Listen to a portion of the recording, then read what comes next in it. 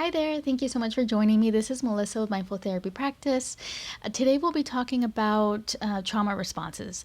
So there typically are 6 common ones. Usually we're most familiar with fight, flight, freeze, but there are 3 that are also very common responses to trauma. And trauma is not just bad things, adverse life experiences that happen, but good things that don't happen, like protection, guidance, nurturance, being seen, being validated, being accepted. Those are very important experiences that help us in having a healthy sense of self. So if those things are not present, it is very hurtful to developing human.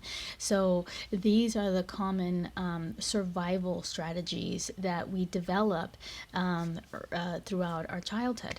And today we're going to focus on attachment cry. And so that's the first survival response that's online. As soon as we come into this world, we cry to get our needs met. And just a reminder, our nervous system responds primarily to 2 things, threat and connection. We are primed to be social beings, and so attachment is very important because we come in as helpless humans in this world, and we rely on caregivers, adults in our lives, to meet our needs, to feed us, clothe us, provide us shelter, etc., and see us, validate us, accept us. Our sense of self, our identity is formed initially through the eyes of others. Who they encourage us and see us to be, and who they and what they don't encourage us or deny us to be. But that's for another video. So let's go ahead and go on to attachment cry. And so let me just read a couple of things here. So according to neuroscientist Jack Panksepp, the brain's panic and grief circuits are activated not only by loss, but also by rejection or exclusion. Even subtle signals of disconnection can cause psychological pain, as we are inherently social beings shaped by and reliant on the quality of our relationships. I have a highly sensitive young boy. He's 6 years old. And I am lucky that I've been working on myself. I'm privileged to have been working on myself for the last 15 years, and which is necessary as a therapist, and it's also necessary, as a mother, to have put in that work, especially if I have experienced lots of trauma in my life that has impacted my ability to have healthy relationships. So luckily, I am mindful about my tone and my way of responding to him, but I still, being a mother, being a parent requires having those guardrails, right?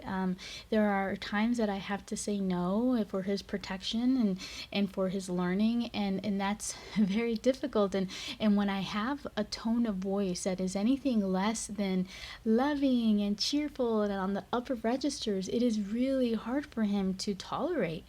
So imagine being raised in an environment where you rarely get that upper register, kind, nurturing tone, and you primarily get that lower tone,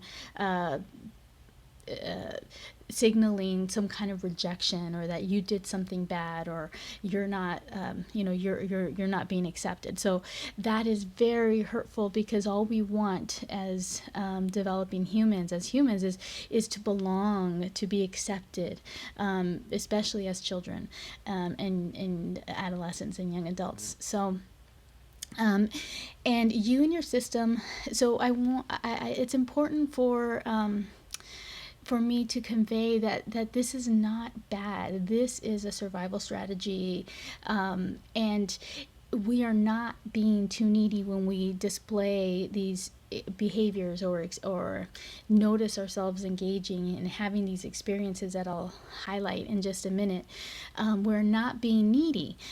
What we may feel is that our nervous system is signaling fear of disconnection.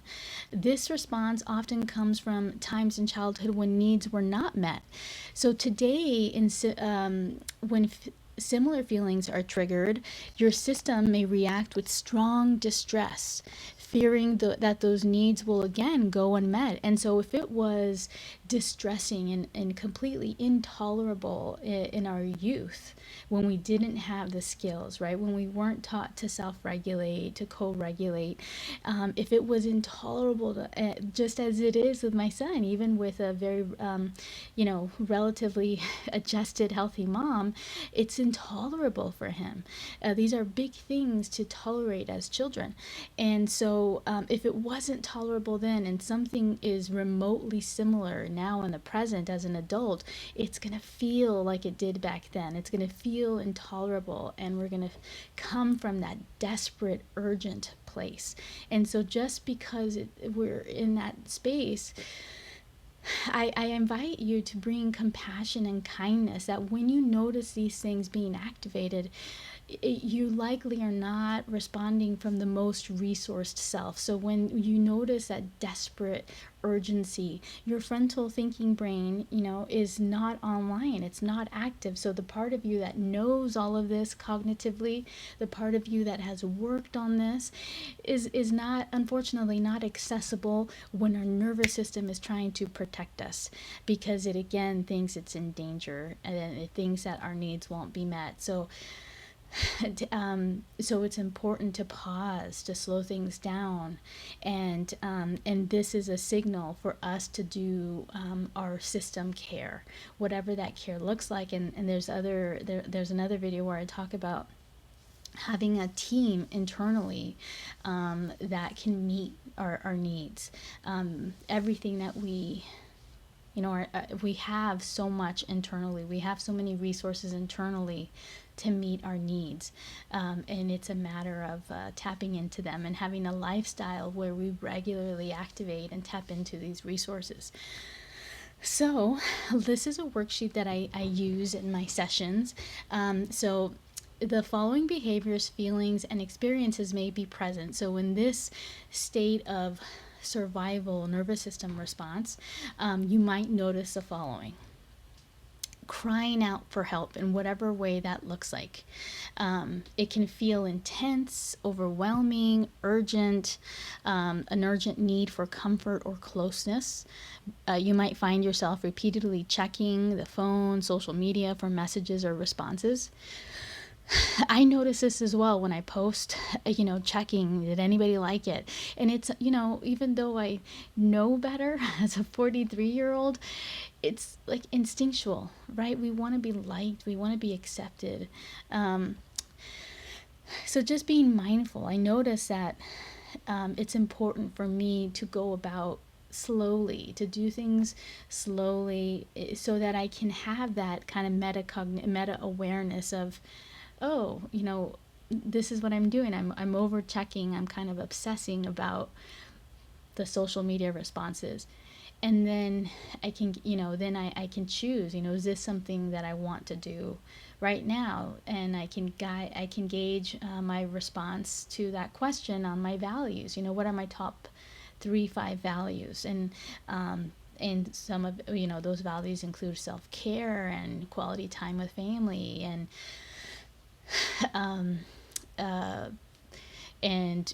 keeping my home a safe and nurturing place. And so the checking social media doesn't necessarily fall into those values, so that might not be a behavior that I want to invest time and energy in. So another thing you might notice is frequently looking for signs of contact from others, intense, deep need or support for intense, deep need or support for help or to be rescued, holding on tightly to relationships, even when relationships are hurtful or not reciprocal, loneliness, terrified of being abandoned, heightened sensitivity to the signs of rejection or abandonment, increased social monitoring, watching faces, tone, or body language closely. I notice that in myself. It's very easy for me to tune into, someone's rigidity, facial tone. When my husband looks upset, or, I immediately get triggered that I did something wrong, something's not okay. And when I notice that, I can let go, step away, and I can trust that if my partner has something to communicate to me, that he will. And I can also flat out ask, is are you upset with me? Is everything okay with us right now?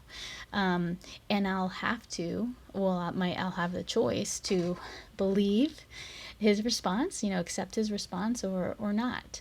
And that also falls into another behavior you might find, is that excessive need for reassurance. And just be mindful about that. And by mindful, meaning notice that is that is a typical thing that we might do. And our job, once we're, I would encourage us, once we're mindful that these things are present, is to not repeat the past, because we're not, hopefully, no longer in those circumstances that we were when we were younger. And so these reactions that were necessary at the time, it was necessary for me growing up with a traumatizing a narcissistic father, to be mindful of his body language and his tone and his facial expressions. And the same with my mom. Unfortunately, she wasn't resourced, and she wasn't a great communicator either. And both of them tended to respond harshly and sternly. And so it was necessary for me to be highly attuned and hyper vigilant. And it's not so necessary for me now, but immediately I go into that zone when I'm not resourced, when I'm not balanced, when I'm not taking care of myself. You might also notice difficulty letting go of relationships, seeking reassurance. I mentioned that. Attempts to fix, repair, or please in order to restore connection. So that sounds a lot like fawn, which is another trauma response. Fawn, also known as people-pleasing or appeasing. And so another reminder that we are not our trauma responses. I am not a people pleaser. I'm not my trauma response. I am more than that. My identity is more than that. And those are just responses that are fluid, that don't have to be rigid like they had been in the past. And so there's a little bit of overlap between people-pleasing, fawn, and attachment cry. And you might notice over-accommodating or self-sacrificing for approval, difficulty separating or tolerating being alone, and distress when a caregiver, partner, or attachment figure is unavailable. So I'm going to briefly get into some things that therapists need to be mindful of. Therapists are empaths, and most of us are, and especially when we have developmental trauma and we're noticing intense distress with our clients that is coming from a younger place. We're noticing the suffering. And so unfortunately there are, especially for the plural community, I've noticed that there's such a limited amount of resources. And so that makes life very difficult when the world isn't necessarily built for you. Going to the hospital isn't easy. Going to the doctors isn't easy. Everything is complicated when you have more than one me. There's more than one me to attend to all of those needs for each one of your system members. It's a tall task. There's a lot of suffering that happens as a result of that. And you can systems are come in all shapes and sizes. So there you can have a system of just two system members, the you that you identify with, and then one more you, and then on and on to I forget the term for polyfragmented, I guess, like larger systems. So the reason So my point was, suffering is going to be present. Lives of our plural community are incredibly difficult, especially early on in our healing. And so when you come into face to face with suffering, there might be an immediate transference and countertransference will be active. And by transference, I mean things that the client, we are bringing in, the client system are bringing into therapy, kind of projecting onto our therapists, and countertransference, the things that, is happening for a therapist that is not just about the client, that is about the therapist. And that's just kind of a brief paraphrasing. These are complex constructs and phenomena that we'll get into in another video. But those two elements are going to happen. These are phenomena that occur in the therapeutic process. There's no way to. They're part of the process, and they're important to attend to. So if you come from suffering, like I do, like, my system does, and you experience suffering, there's going to be countertransference on my end to want to rescue. At least this is what I've experienced. And I'll speak from my experience, to want to rescue, because I wasn't rescued. I wasn't protected. And the therapeutic relationship is a relationship, and you grow to really care for your clients. But I have to be mindful that my job is to witness. I'm not a healer. It's disrespectful for me to think of myself as that. My clients heal themselves. Systems, humans, we're so complex, we're so resilient, we're so capable. Sometimes we don't know that we are, and it takes us time to lean into accepting our beauties. My job is to witness and to validate and to walk alongside my clients and the systems that I work with. And so when my client is or system is experiencing some desperate life moment, like homelessness, housing insecurity, rejection, and abuse, like intimate partner violence, and when those things are happening, my client is in distress. My client is suffering. And I have this inherent desire to protect. But that is not my job. And we'll get it, there's this whole other thing about confidentiality, but, and all of this, I'm getting off track here. My job is to witness a suffering, to tolerate it with my client, to work with my client, to tune into their internal resources, and to notice and hear their voices, and walk alongside them as they are coping with in real time and surviving what they're surviving in the moment. That is a big job of mine. My job is not to rescue. I cannot do that. That is a recipe for disaster. And so it's important for the client system and the therapist to know that rescuing is not part of the job. If we place that expectation on the therapist, or if the therapist places that on themselves, it's a recipe for burnout.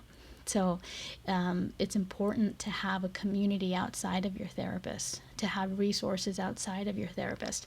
And when we work in the community mental health field, we're in a rush, right? We might only have 30 minutes for a session. We might only have 45 minutes for a session. And there's pressure, usually to see a high volume of people in a day, and so when you're in a fast-paced environment like managed care, it's so easy to bypass the important therapeutic fundamentals and foundations, such as going over boundaries, such as going over what are your expectations of me as your therapist, and what are my expectations of you as my client, system that is that as we're coming in and meeting together with mutual consent to address these specific things that you're coming in to address. So the therapeutic agreement is something that it should take at least one therapy session to attend to, line by line. And let's go ahead and get into that, or maybe I'll go ahead and do another video specifically on a therapy outline. So thank you so much for watching this video to the end, and hope it's helpful, and I will see you next time. Bye.